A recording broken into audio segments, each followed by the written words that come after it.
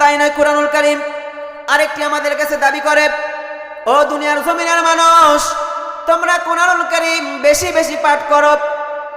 আল্লাহ পাক রব্বুল আলামিন আমার মধ্যে যে আদেশগুলো দিয়েছে, নিষেধগুলো দিয়েছে, তোমরা সেইগুলো অনুসরণ করো। বেশি বেশি কালামুল্লাহ, আল্লাহর কিতাব পড়ো।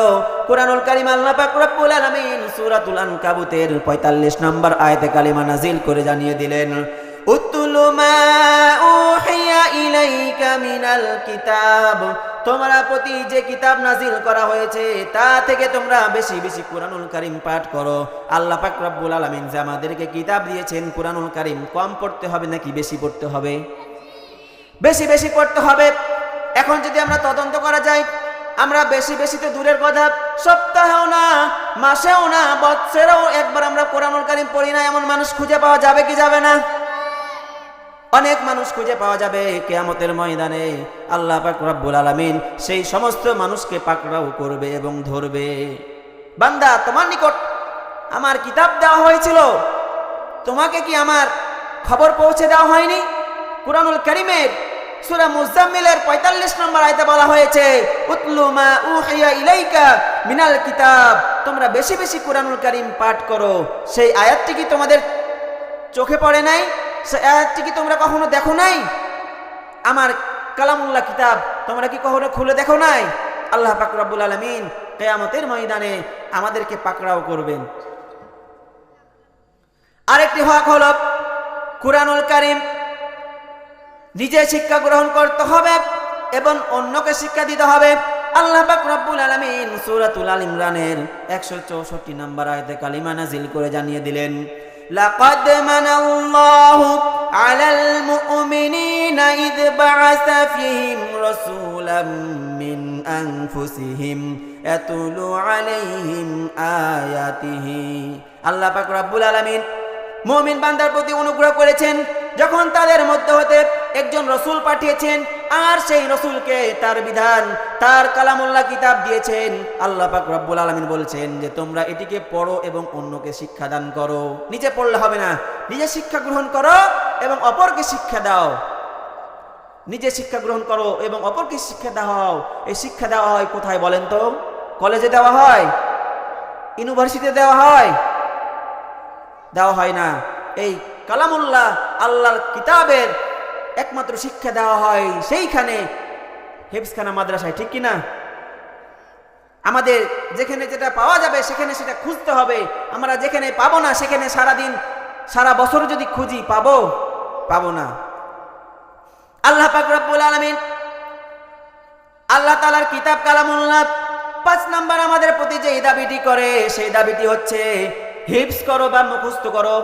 আল্লাহ পাক রব্বুল আলামিন সূরাতুল আল হিজরের 9 নম্বর আয়াতে কালিমা নাজিল করে জানিয়ে দিলেন, ইন্না নাহনু নাযালনা যিকরা ওয়া ইন্না লাহু লাহাফিজুন।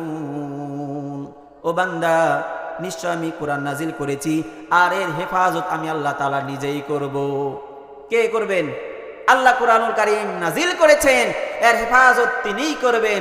অনেক নাস্তিকের বাচ্চা এই কুরআনুল কারীমের অবমাননা করেছে, এই কুরআনুল কারীমকে লাথি দিয়েছে, এই কুরআনুল কারীমের অনেক বেইজ্জতি করতে চেয়েছে, কিন্তু শেষ পর্যন্ত টিকিয়ে রেখেছেন কে বলেন তো? আল্লাহ, এবং কিয়ামত পর্যন্ত টিকিয়ে রাখবেন। সুতরাং আল্লাহ পাক রব্বুল আলামিন যে আমাদের উপর কুরআনুল কারীম, আল্লাহর কিতাব, আল্লাহর কালামুল্লাহ আমাদের উপর যে গুলো দাবি করে, সেগুলো দাবি আমাদের পূরণ করা দরকার আছে না নাই? অবশ্যই পূরণ করতে হবে। কারণ আমরা যদি একজন মুসলমান হয়ে থাকি, মুমিন হয়ে থাকি, মুত্তাকিন হয়ে থাকি, অবশ্যই কুরআনুল কারীমের দাবি পূরণ করতে হবে। হবে কি হবে না? পূরণ করতে হবে।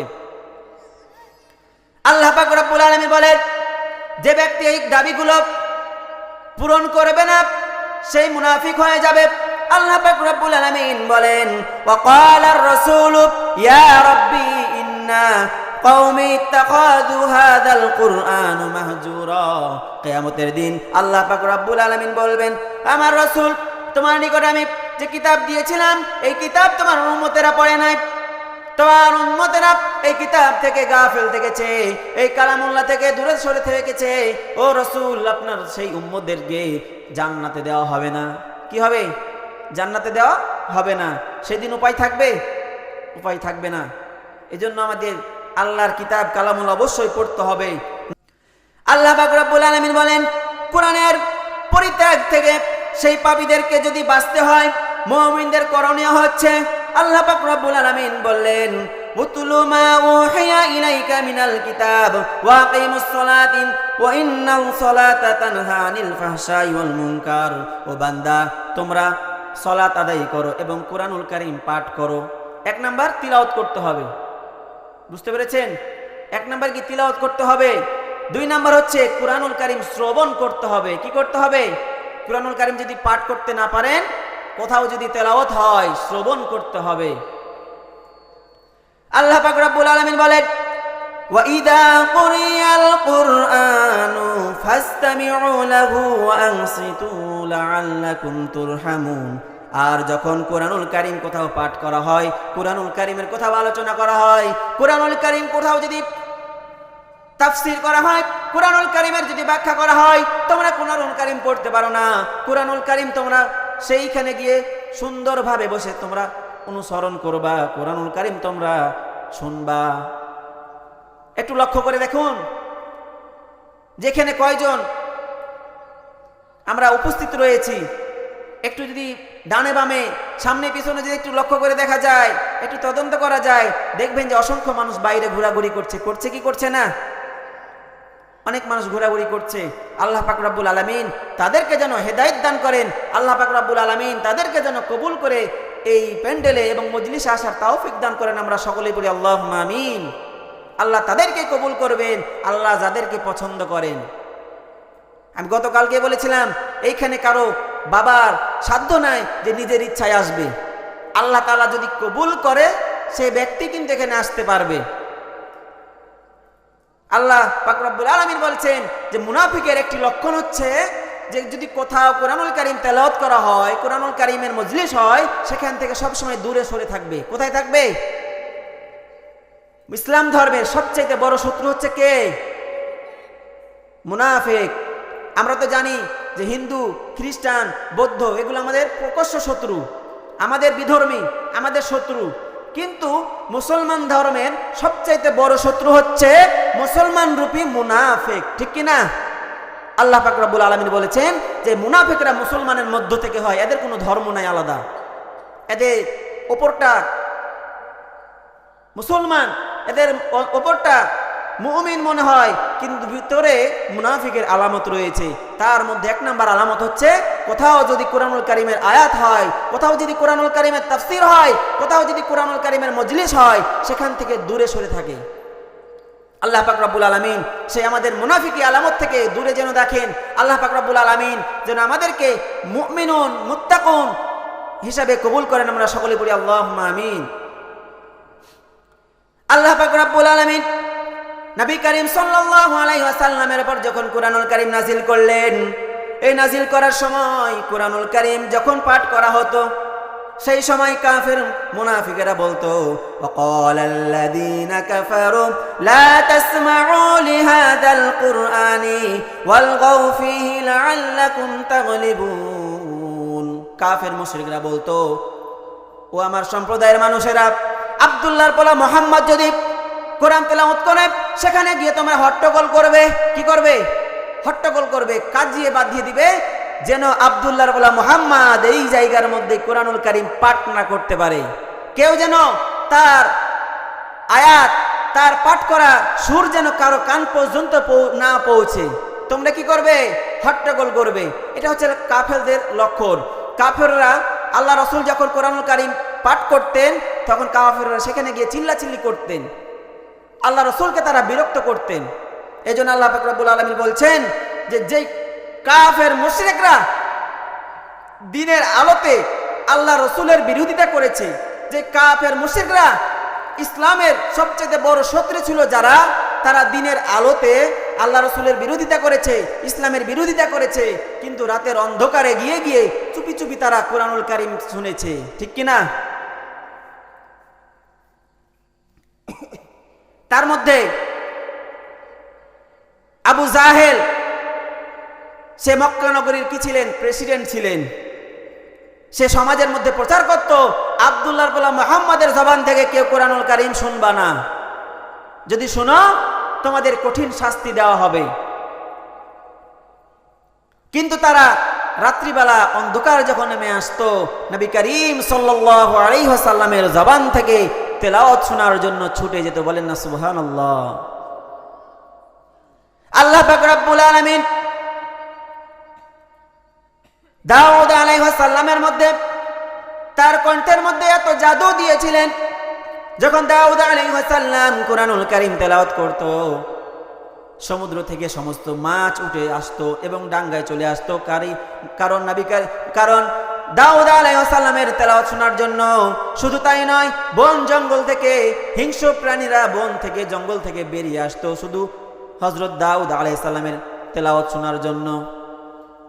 কিন্তু আল্লাহ পাক রব্বুল আলামিন নবী করিম সাল্লাল্লাহু আলাইহি সাল্লামের মধ্যে এত মধু দিয়েছিলেন, নবী করিম সাল্লাল্লাহু আলাইহি সাল্লামের কণ্ঠের মধ্যে এত জাদু দিয়েছিলেন যে নবী করিম সাল্লাল্লাহু আলাইহি সাল্লামের জবান থেকে তেলাওয়াত করা আয়াত শোনার জন্য কাফের মুশরিকরা নবী করিম সাল্লাল্লাহু আলাইহি সাল্লামের বাসা পর্যন্ত চলে যেতেন।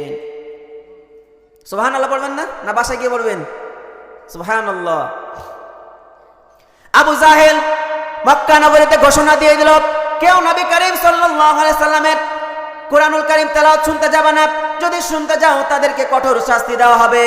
কিন্তু আবু জাহেল একদিন নবী করিম সাল্লাল্লাহু আলাইহি সাল্লামের বাসার পাশ দিয়ে হেঁটে যাচ্ছিল।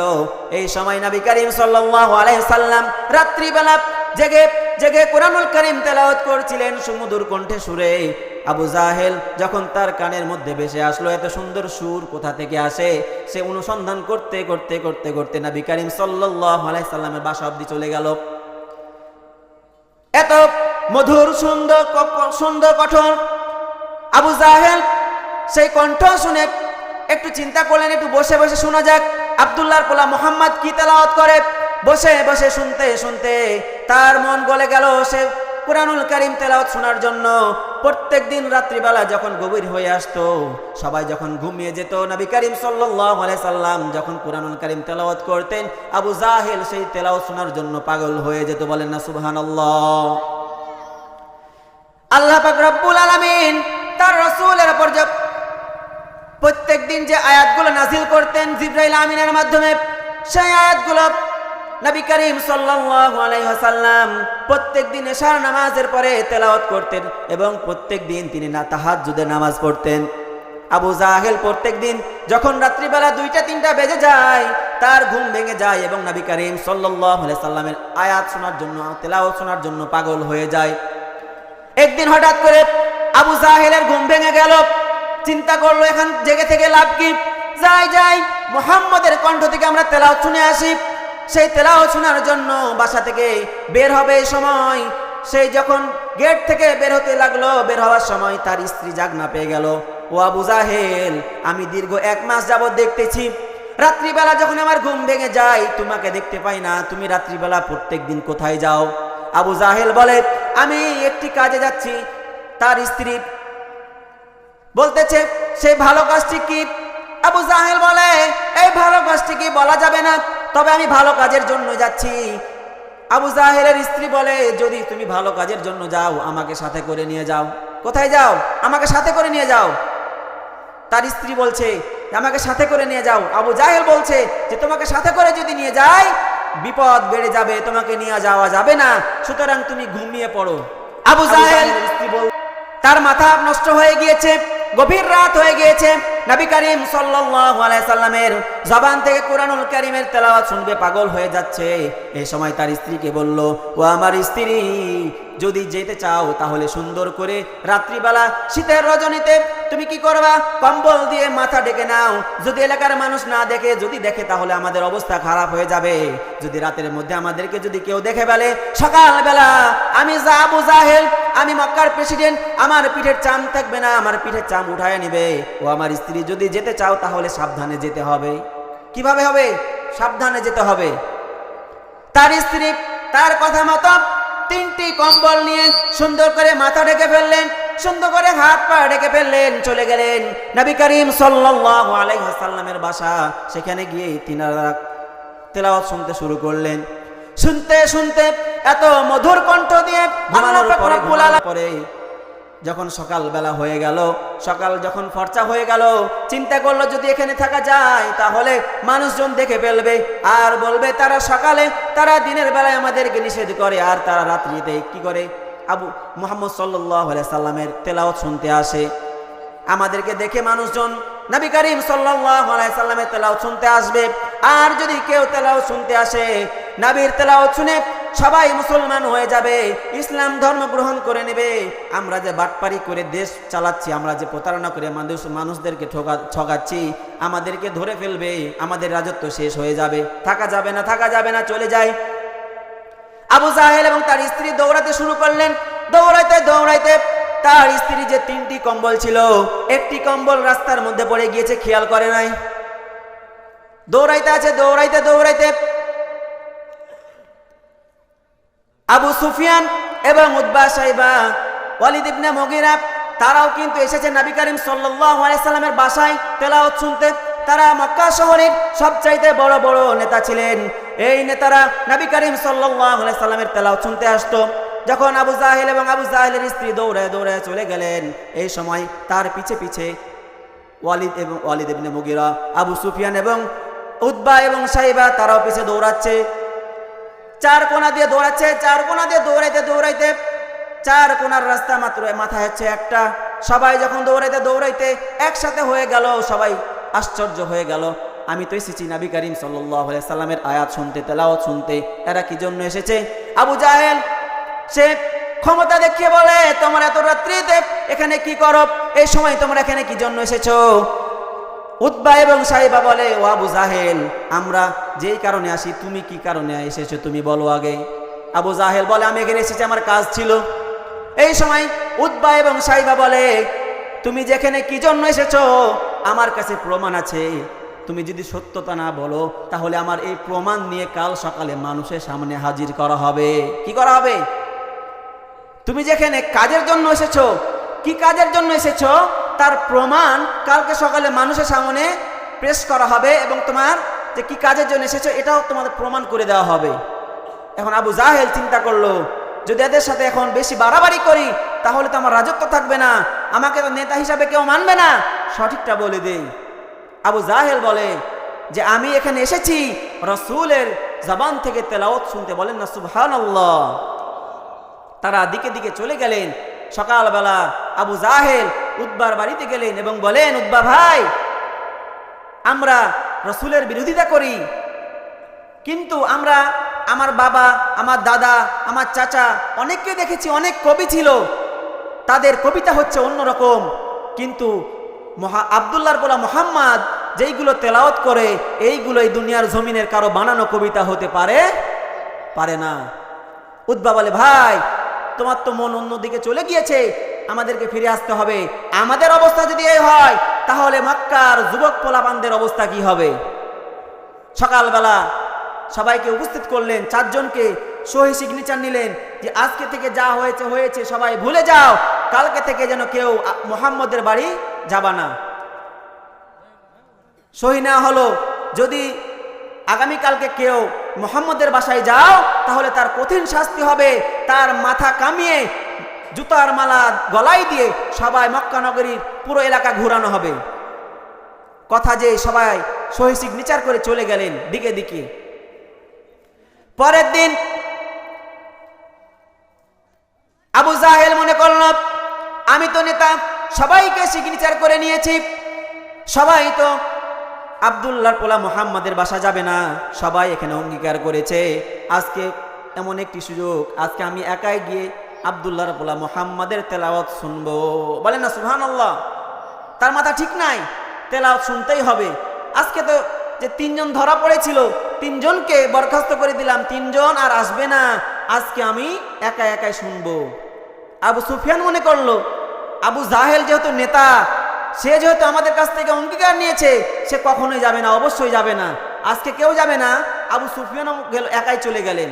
উতবা সাইবা এরাও চিন্তা করলেন যে আবু জাহেল, আবু সুফিয়ান তারা তো বড় বড় নেতা, তারা আমাদেরকে অঙ্গীকার করেছে, তারা যাবে না, আমরা যাই। এইভাবে গিয়ে আবার একসাথে দেখা হয়ে গিয়েছে। লম্বা আলোচনা, আপনাদেরকে বোঝানোর জন্য বলছি যে আল্লাহ পাক আমাদের উপর যে এই গ্রন্থ নাজিল করেছেন, এই গ্রন্থটি এমন একটি মধুর গ্রন্থ, যদি আমাদের জীবনে আঁকড়ে ধরি আমাদের জীবনটা আলোকিত হয়ে যাবে। হবে কি হবে না? কাফের মুশরিকরা দিনভর আল্লাহ রসুলের এই কিতাবের বিরোধিতা করেছে, কিন্তু রাত্রি হলেই তারা কিতাবের আয়াত শুনতে গেছে কি যায় নাই বলেন তো? গিয়েছে। এই জন্য আবু জাহেল চিন্তা করলো, আমরা যদি পরস্পর আসতেই থাকি আব্দুল্লাহ পোলা মুহাম্মাদের এই আয়াত শুনে, এই যে গ্রন্থ থেকে আলোচনা করে, এই আলোচনা শুনে আমাদের মক্কা নগরীর মানুষ বিভ্রান্ত হয়ে যাবে, একে দমানো যায় কিভাবে? সকলে চিন্তা করলো যে আব্দুল্লাহ পোলা মুহাম্মদ এই কিতাবটা যে তার তেলাওয়াত করে, এই তেলাওয়াতটা যেন ঘরের মধ্যেই থাকে, ঘরের বাইরে যেন না আসে। কি হয়?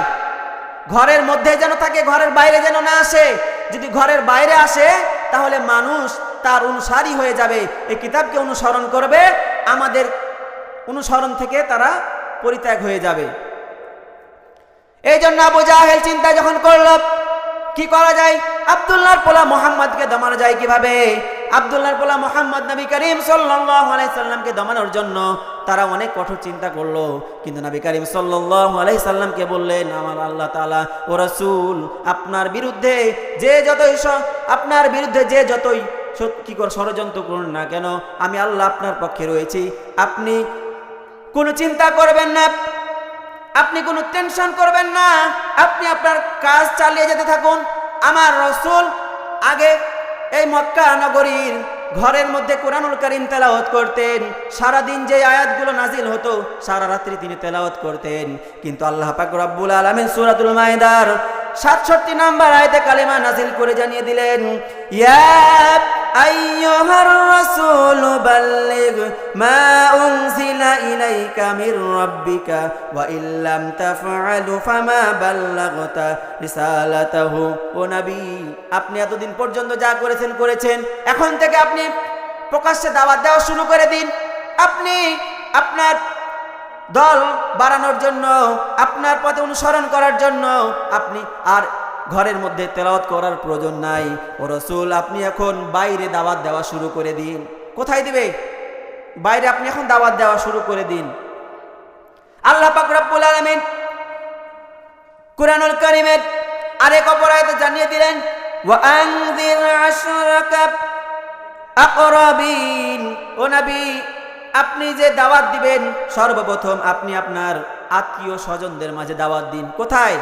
আল্লাহ বললেন যে আপনি ঘরের মধ্যে তেলাওয়াত করার প্রয়োজন নাই, এখন আপনি সম্মুখে মানুষের সামনে গিয়ে আপনি দাওয়াত দিন, কিন্তু সর্বপ্রথম আপনার আত্মীয় স্বজন যারা রয়েছে, আপনার যারা কাছের মানুষ রয়েছে তাদেরকে আপনি আগে দাওয়াত দিন।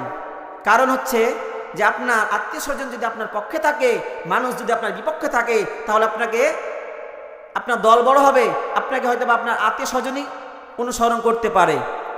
আল্লাহ পাক রব্বুল আলামিন বললেন যে ফাসদা বিমা তুমারুনা আ'রিদ আনিল মুশরিকিন।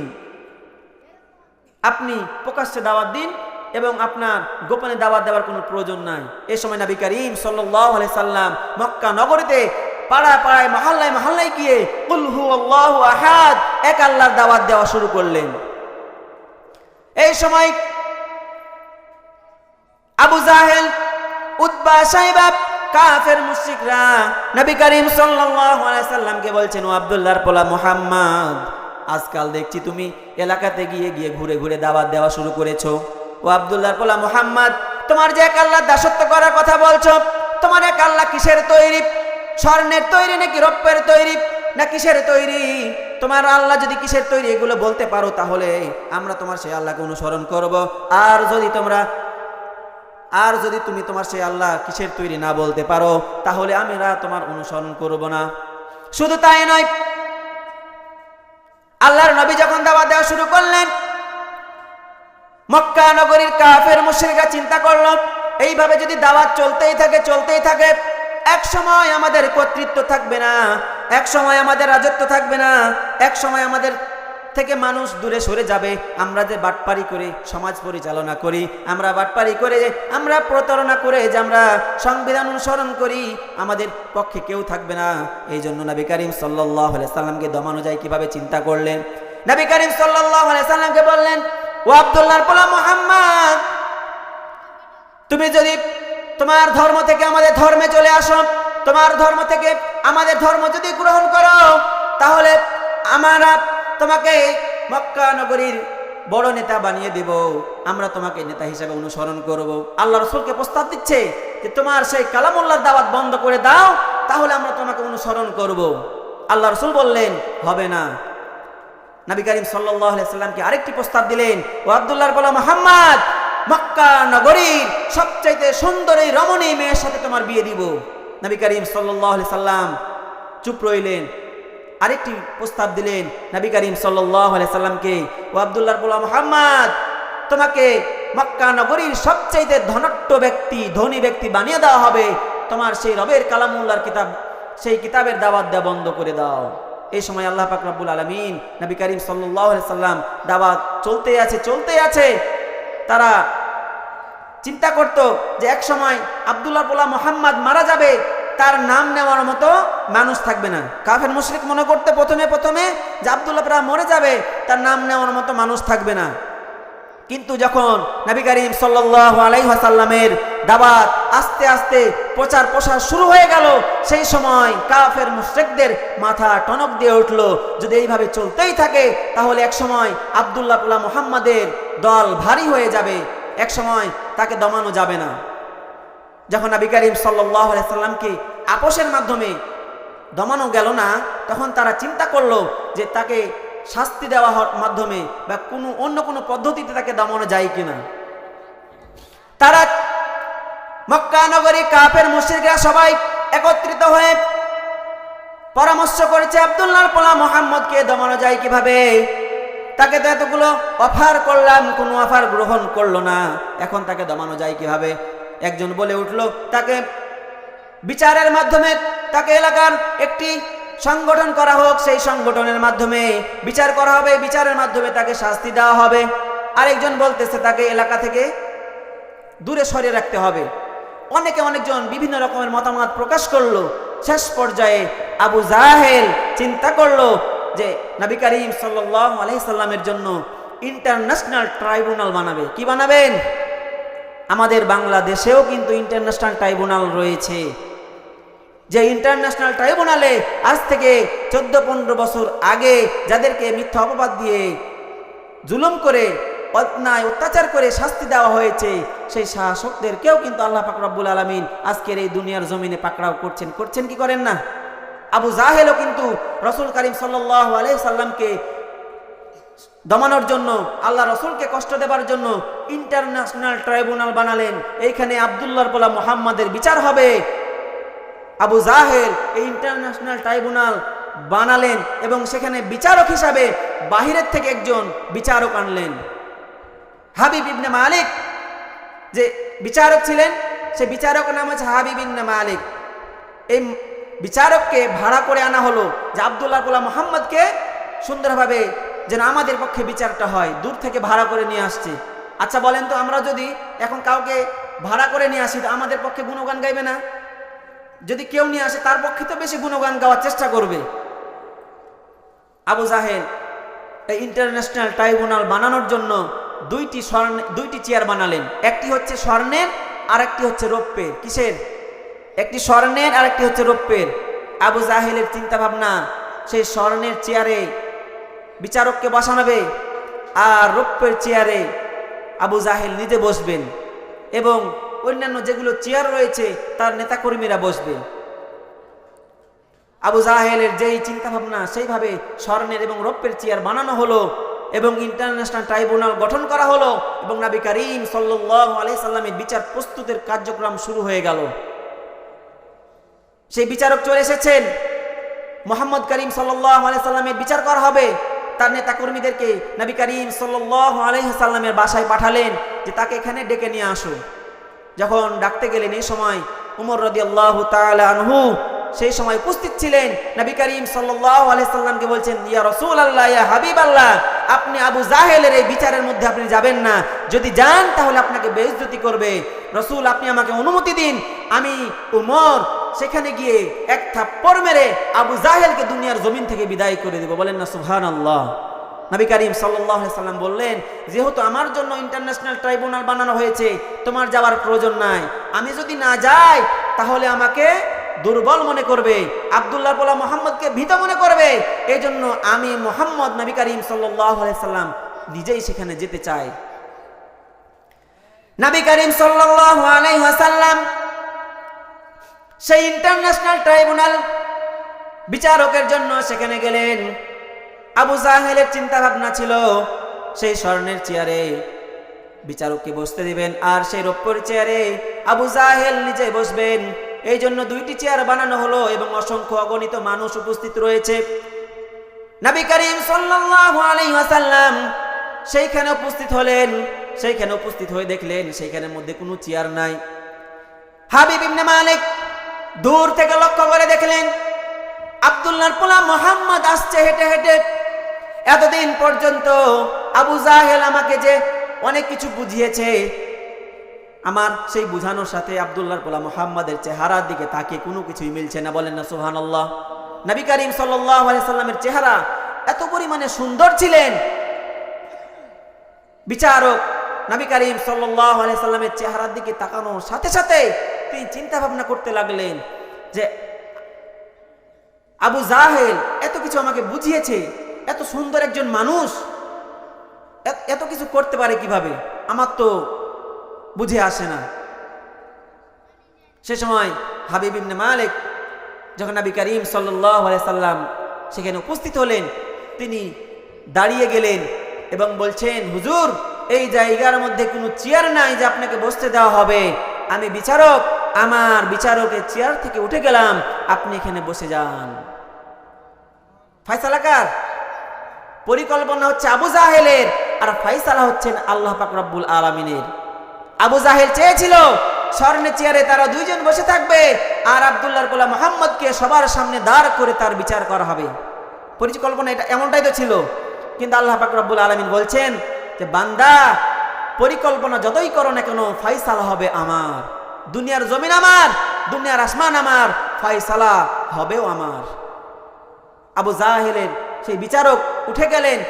নবী করিম সাল্লাল্লাহু আলাইহি সাল্লাম তিনি তো অত্যন্ত সুন্দর চরিত্রের অধিকারী ছিলেন, তিনি বসতে চাননি, বসবেন না, যে আপনাকে বিচারকের জন্য বসা হয়েছে আপনি সেখানে বসে থাকেন। কিন্তু এক পর্যায়ে নবী করিম সাল্লাল্লাহু আলাইহি সাল্লামকে জোর করে সেখানে বসা হলো। নবী করিম সাল্লাল্লাহু আলাইহি সাল্লাম সেই স্বর্ণের চেয়ারে বসলেন।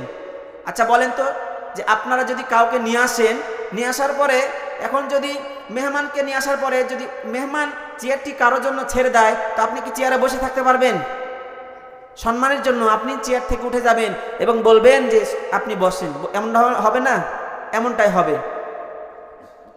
আবু জাহেল যখন দেখলো যে তাদের বিচারক স্বর্ণের চেয়ার ছেড়ে দিল আব্দুল্লাহর পোলা মুহাম্মাদের জন্য, এখন বিচারককে তো আমি অনেক দূর থেকে সম্মান দিয়ে এনেছি, এখন আমি বেয়াদবের মতো এই রৌপ্যের চেয়ারে কেমনে বসে থাকতে পারি? আবু জাহেল উঠে গেল এবং বিচারককে বলছে, বিচারক, আপনি তো এখন দাঁড়িয়ে আছেন, আপনার জন্য চেয়ার নাই, আপনি এই চেয়ারের মধ্যে বসে যান। পরিকল্পনা আবু জাহেলের, ফয়সালা হচ্ছে আল্লাহ। এখন বিচার কার্যক্রম শুরু হবে। নবী করিম সাল্লাল্লাহু আলাইহি সাল্লামকে বলছেন সেই বিচারক যে আপনার জন্য, আপনার ব্যাপারে এই অভিযোগ করা হয়েছে, আপনি কি এগুলো করেছেন? নবী করিম সাল্লাল্লাহু আলাইহি সাল্লাম বলছেন যে দুনিয়ার জমিনে যত মানুষ রয়েছে তাদের শান্তির জন্য আমি কথা বলি, আমি তাদেরকে উস্কানিমূলক কোনো বক্তব্য দেই না, কাউকে আমি খারাপের জন্য দাওয়াত দেই না, তাকে শান্তির জন্য দাওয়াত দেই।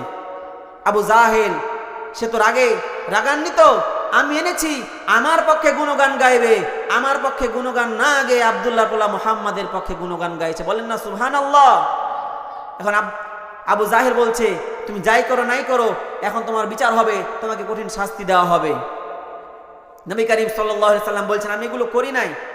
এখন বিচারক বিশ্বাস করেছেন। আবু জাহেল বলছে, যদি এগুলো না করে থাকো তাহলে আমাদেরকে একটি প্রমাণ দাও। কি প্রমাণ? যে আসমানের যে চাঁদ রয়েছে, তুমি যে দাওয়াত দিচ্ছ এক ইলাহার, এক আল্লাহ তাআলা ব্যতীত কোনো ইলাহ নাই, কোনো মাবুদ নাই। এক আল্লাহর যে তোমার উপর ওহী নাজিল করেছে, কিতাব দিয়েছে, সেই আল্লাহর যে আসমানের চাঁদ রয়েছে, তোমার কুদরতি ক্ষমতা দিয়ে দেখাও তো চাঁদটিকে দুই খণ্ড করে। আল্লাহ পাক রব্বুল আলামিন অনেক নবীকে মুআজিজা দিয়েছিলেন, কারণ তার উম্মতকে যেন বোঝাতে পারে যে আমি তোমাদের মতোই মানুষ। আল্লাহ তাআলা আমাকে যে মুআজিজা দিয়েছেন, এই মুআজিজা আমার শক্তি নয়, আল্লাহ পাক রব্বুল আলামিন আমাকে ভালোবেসে রাসূল বানিয়েছেন, তারই শক্তি দিয়েছেন আল্লাহ তাআলা আমাকে।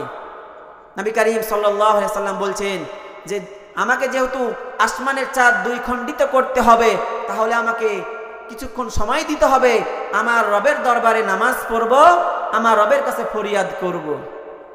আবু জাহেল কিন্তু জানে যে সে আল্লাহর রাসূল, তাকে যদি সময় দেওয়া হয় তাহলে অবশ্যই তার দ্বারা এটাও সম্ভব। বলেন না সুবহানাল্লাহ। আবু জাহেল বলল তাকে সময় দেওয়া যাবে না, তোমাকে এক্ষুনি করতে হবে। হাবিব ইবনে মালিক বিচারক বলছে, আবু জাহেল তোমাকে সময় না দিলেও কি, আমি বিচারক তোমাকে সময় দিয়ে দিলাম। তুমি তোমার রবের দরবারে কথা বলো, তোমার রবের দরবারে তুমি নামাজ আদায় করো এবং তুমি তোমার সেই চাঁদকে দুই খণ্ডিত করে দেখাও। নবী করিম সাল্লাল্লাহু আলাইহি ওয়াসাল্লাম আল্লাহ তাআলার দরবারে নামাজে দাঁড়িয়ে গেলেন, 2 রাকাত নামাজ পড়লেন। নামাজ পড়ার পরে আল্লাহ তাআলার দরবারে হাত উঠালেন এবং বললেন, আল্লাহ আজকে আমি এই অবস্থা, আজকে আমাকে প্রমাণ করতে হবে আমি যে তোমার রাসূল। আমার তো কোনো নিজস্ব ক্ষমতা নাই, আমার তো নিজস্ব কোনো শক্তি নাই। ওগো আল্লাহ, তুমি যদি আমাকে সেই শক্তি দিতে তাহলে আজকে আমি প্রমাণ করে দিতাম আমি তোমার পাঠানো রাসূল, তোমার পাঠানো পয়গম্বর এবং তোমার পাঠানো কিতাব আমি মানুষের দরবারে পেশ করি। আমি মুহাম্মদ আমার রচিত কোনো কিতাব নয়, আমার কোনো বাক্য নয়, আমার কোনো কবিতা নয়। ওগো আল্লাহ, আজকে তুমি আমাকে সহযোগিতা করো। আল্লাহ পাক রব্বুল আলামিন নবী করিম সাল্লাল্লাহু আলাইহি সাল্লামের দোয়া কবুল করে নিলেন এবং নবী করিম সাল্লাল্লাহু আলাইহি ওয়াসাল্লাম আসমানের দিকে শাহাদাত আঙ্গুল উঠালেন এবং ইশারা করার সঙ্গে সঙ্গে আসমানের চাঁদ দুই খণ্ডিত হয়ে গেল। দুই খণ্ডিত হওয়ার সঙ্গে সঙ্গে আসমানের চাঁদ কান্না শুরু করে দিলেন, ইয়া রাসূলুল্লাহ, ইয়া হাবিবাল্লাহ, দুনিয়ার জমিনের মানুষের শুধু আপনি একার নবী নন, আমি চাঁদ, আমার নবী আপনি। আপনি যে আমাকে ইশারা করেছেন, এই ইশারার মাধ্যমে যদি আমি কোনো বেয়াদবি করে থাকি, আপনার আদেশ করার সঙ্গে সঙ্গে যদি আমি না দুই খণ্ডিত হয়ে থাকি, আপনার সাথে যদি আমার কোনো বেয়াদবি হয়ে থাকে, ইয়া রাসূলুল্লাহ, ইয়া হাবিবাল্লাহ, আমাকে ক্ষমা করবেন। এবং আল্লাহ তাআলার আদেশে আমি দুই খণ্ডিত হয়েছি। নবী করিম সাল্লাল্লাহু আলাইহি সাল্লাম চাঁদটিকে যখন দুই খণ্ডিত করলেন, সেই বিচারক আশ্চর্য হয়ে গেল, দেখে অবাক হয়ে গেল। নবী করিম সাল্লাল্লাহু আলাইহি সাল্লামকে আবার বলা হলো সেই দুই খণ্ডিত চাঁদকে একত্রিত করা হোক। একত্রিত করা হলো। এই সময় হাবিব ইবনে মালিক চিন্তা করলেন, এটা কোনো সাধারণ মানুষ নয়, অবশ্যই এটা আল্লাহ তাআলার রাসূল, আল্লাহ তাআলার পয়গম্বর। আর আব্দুল্লাহর পোলা মুহাম্মদ যেই দাওয়াত দিচ্ছে, যে গ্রন্থর কথা বলে বেড়াচ্ছে, এটা তার কোনো বানানো কবিতা নয়, তার বানানো কোনো রচনা নয়, তার বানানো কোনো কথা নয়, এটা অবশ্যই আল্লাহ পাক রব্বুল আলামিনের গ্রন্থ। সেই বিচারক এই অবস্থা দেখে সে নিজে মুসলমান হয়ে গেলেন এবং ইসলাম গ্রহণ করে নিলেন। বলেন না সুবহানাল্লাহ। আবু জাহেলের চিন্তা ছিল কি, নবী করিম সাল্লাল্লাহু আলাইহি সাল্লামকে লাঞ্ছিত করবে, অপমানিত করবে, অপদস্থ করবে এবং নবী করিম সাল্লাল্লাহু আলাইহি সাল্লামকে এই ইন্টারন্যাশনাল ট্রাইব্যুনালে তাকে শাস্তি প্রদান করা হবে। কিন্তু আল্লাহ পাক রব্বুল আলামিন সেই ফয়সালা আগে থেকে করে রেখেছেন এবং আল্লাহ তাআলা তা প্রমাণ করে দিলেন। তা আল্লাহ পাক রব্বুল আলামিন আমাদেরকে যে এই কিতাব নাজিল করেছেন, এই কিতাব যে আমাদের অনুসরণ করা দরকার আছে না নাই? বলেন তো, অনুসরণ করা দরকার আছে না নাই? শুধু অনুসরণ করলেই হবে না, এই দুনিয়ার জমিনে এই কোরআন দিয়ে পারিবারিক, সামাজিক, রাষ্ট্রীয় সবকিছু পরিচালনা করতে হবে। হবে কি হবে না? মানুষের মায়ের পেট থেকে ভূমিষ্ঠ হওয়ার পর থেকে আজ পর্যন্ত, আজ থেকে নিয়ে মৃত্যু পর্যন্ত, এমনকি মৃত্যুর পরে জিন্দেগিতে আমাদের এই কোরআনের দরকার আছে না নাই? অবশ্যই দরকার আছে। আল্লাহ পাক রব্বুল আলামিন কোরআনুল কারীমের সূরা আন-নিসার 105 নম্বর আয়াতে কালিমা নাজিল করে জানিয়ে দিলেন, ইন্না আনজালনা ইলাইকাল কিতাবা বিল হাক্কি লিতাহকুম বাইনান নাসি বিমা আরাকাল্লাহ। বান্দা, দুনিয়ার জমিনে এই কোরআন কারীম দিয়ে যথাযথ নিজের পারিবারিক, সামাজিক, রাষ্ট্রীয় জীবন পরিচালনা করো। যদি পারিবারিক, সামাজিক এবং নিজের জীবন যদি পরিচালনা করো, তোমার জিন্দেগি আলোকিত হয়ে যাবে, আলোময় হয়ে যাবে। আমাদের আলোকিত এবং আলোময় করা দরকার আছে না নাই? 4 নাম্বার, আল্লাহ পাক রব্বুল আলামিন বলেছেন যে কোরআনুল কারীম তোমরা বেশি বেশি আমল করো, বেশি বেশি পড়ো, বেশি বেশি আমল করো। আমাদের আমল করা দরকার আছে না নাই? বৃদ্ধ বাবারা রয়েছি, আমাদেরকে এই কোরআনুল কারীম অনুসরণ করতে হবে, অনুকরণ করতে হবে। আমাদের যাদের সন্তান রয়েছে, আমাদের সন্তানদেরকে হাফেজ বানাতে হবে। গতকালকে বলেছিলাম যে একজন পরিবারে যদি একজন হাফেজ হয়, এই হাফেজ একজন পরিবারে 10 জন মানুষকে জান্নাতে নিয়ে যেতে পারে কি পারে না? এখন আমরা বৃদ্ধ হয়ে গিয়েছি, আমাদের সময় যেহেতু এখন নাই, আমাদের সন্তানের মাধ্যমে আমরা জান্নাতে যেতে পারি। আল্লাহ পাক রব্বুল আলামিন আমাদের সবাইকে যেন কবুল করেন। আল্লাহ পাক রব্বুল আলামিন আমাদের যাদের সন্তান রয়েছে, আমাদের সন্তানকে যেন হাফিজ হিসাবে কবুল করেন। আমাদের সন্তান যারা এখানে বর্তমানে পড়াশোনা করছেন, তাদেরকে সবাইকে যেন হাফিজ হিসাবে কবুল করেন। আমরা সকলে পড়ি আল্লাহুম্মা আমিন।